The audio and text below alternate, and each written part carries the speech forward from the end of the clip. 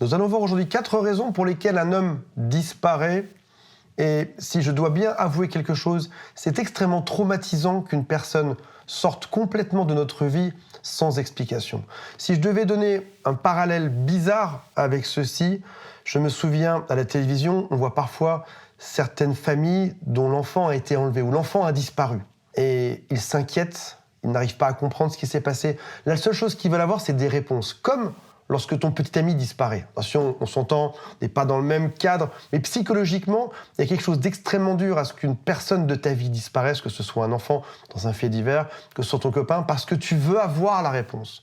Les femmes qui sont interrogées à la télévision disent « Je préférerais qu'on me dise que mon enfant est mort et que je sache où il est pour pouvoir en faire le deuil, plutôt que de ne pas savoir. » On en est dans ce genre de considération, ce qui est affreux. Bien évidemment, tout le monde voudrait que son enfant soit vivant, mais évidemment, c'est tellement dur comme déchirement que tu préférais juste pouvoir faire ton deuil tranquillement de tout ça en ayant l'explication. Et lorsque l'homme de ta vie, quand l'amour que tu as disparaît, c'est extrêmement dur de ne pas savoir et de ne pas comprendre pourquoi. Parce que tant que tu ne comprends pas, tu ne peux pas progresser ni faire ton deuil. C'est pour ceci qu'aujourd'hui, je vais vous donner les raisons principales pour lesquelles une personne part, si ça peut vous aider à mieux comprendre cette personne et éventuellement mieux vous comprendre également. Avant de démarrer, si vous le souhaitez, abonnez-vous à cette chaîne. Il y a un quiz en dessous qui s'appelle « Quelles sont mes chances de récupérer mon ex ?» Vous pouvez aussi être contacté par toute mon équipe. Il y a un lien qui est juste en dessous. Ils vous attendent. Ils sont déjà là au téléphone, prêts à vous renseigner.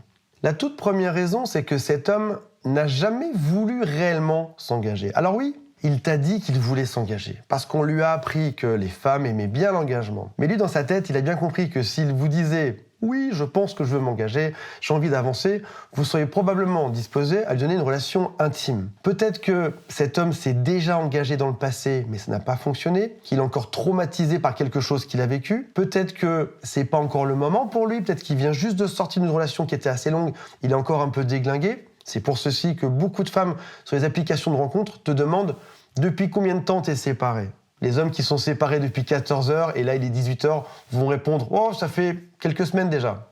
Même quelques semaines, même en mentant, ce ne serait pas suffisant. La plupart des femmes attendent que cet homme soit séparé depuis au moins plusieurs mois, voire même 6 à 8 mois de séparation, de manière à être sûr que cet homme-là sera capable de se réengager à nouveau, ne pensera plus à son ex et voudra aller de l'avant. Peut-être aussi que c'est juste un homme qui est un joueur. Il aime bien séduire, il a un souci d'ego qui est un peu brisé, manque de confiance en lui. Du coup, il a besoin d'aller séduire compulsivement, d'aller sortir avec plein de femmes pour se rassurer sur la valeur qu'il a intrinsèquement. Maintenant que tu sais qu'il y a cette possibilité, qu'il n'ait jamais voulu s'engager, refais-toi le film dans l'autre sens. Repense à toute cette relation depuis le début. Depuis combien de temps vous avez été ensemble? Quels ont été les vrais signaux qui ont montré qu'il a voulu s'engager un jour là-dedans? Attention, je ne parle pas des 90 premiers jours. Celui où clairement on ne montre pas son vrai visage. Pendant 3 mois, on montrera autre chose, une version meilleure de ce qu'on est, une version peut-être plus amoureuse, peut-être plus romantique. Non, je parle de la relation après les 90 jours. Est-ce qu'il y a vraiment eu des signaux comme quoi il voulait s'engager ou pas? Deuxième possibilité qui font qu'un homme disparaît, c'est que ton profil ne correspond pas à sa vision de l'engagement.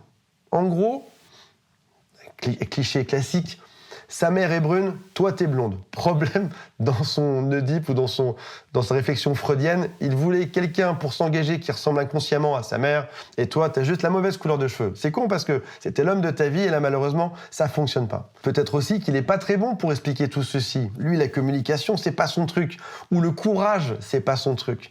Il devrait te le dire clairement, je ne souhaite pas m'engager, je veux juste être sûr, mais malheureusement il n'arrive pas à le dire. C'est-à-dire qu'en gros, il veut bien profiter des avantages, mais il préfère mentir un petit peu pour éviter les moments désagréables. Et pour lui, disparaître, c'est plus simple, c'est moins risqué que de devoir assister à un drame. Plutôt que de vous annoncer avec sa grosse paire de trucs que ça ne marche pas, passons à autre chose, restons amis, et de supporter éventuellement quelques pleurs, il s'est dit très courageusement, fuyons.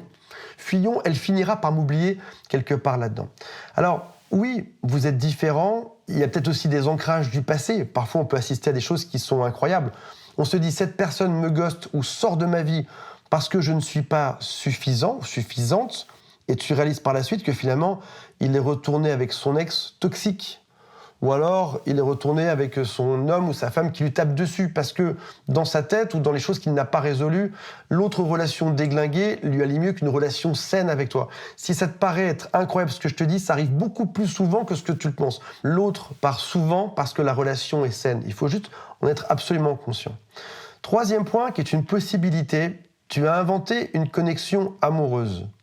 Je ne dis pas que tu es dingue, je veux juste dire que parfois, on voit un peu des choses, on voit les choses qu'on souhaite voir nous-mêmes.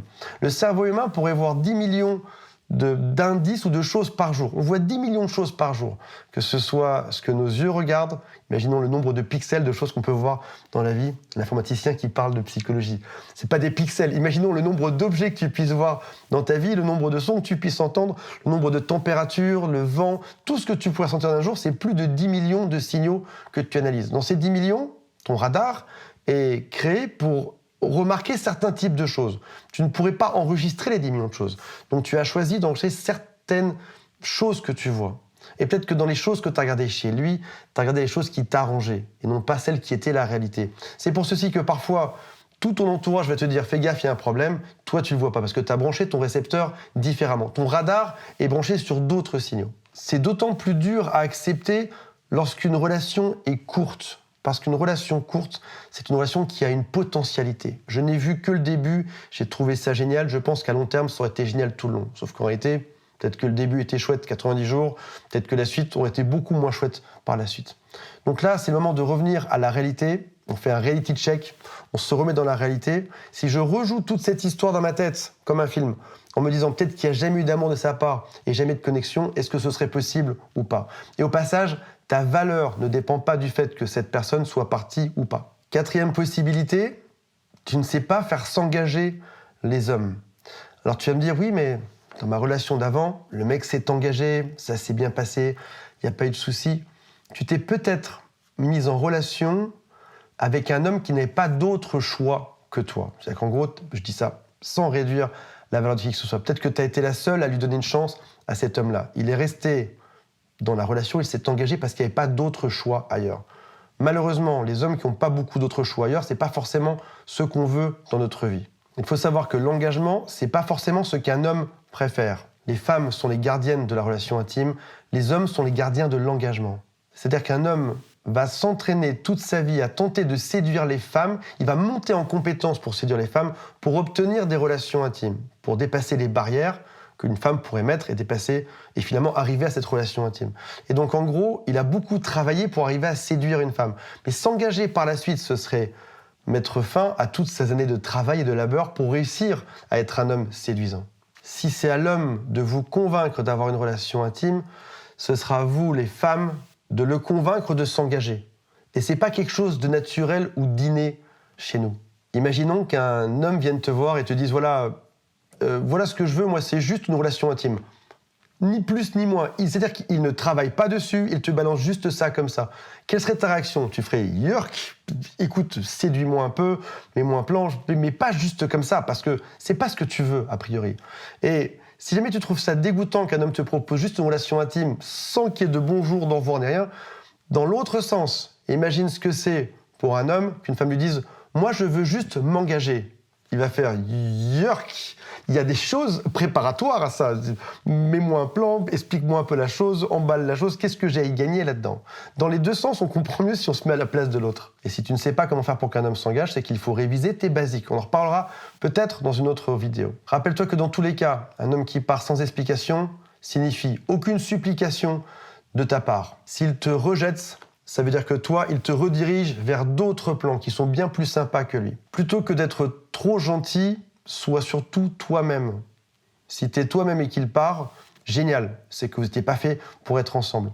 Tu n'as pas besoin d'explications. Et surtout, ta valeur ne dépendra jamais d'une personne qui te rejette sans te donner d'explications. Voilà mes amis, j'espère que ça vous a intéressé. Salut à tous, bye.